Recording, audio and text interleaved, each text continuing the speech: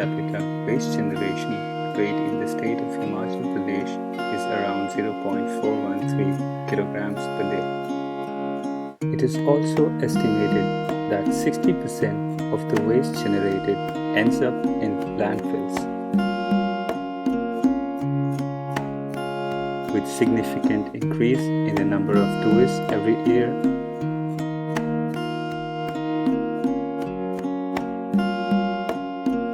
what remains the valley is the waste that they bring along.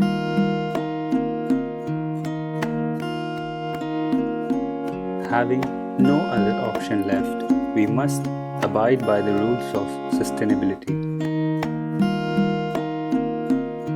Because remember, there is no planet B.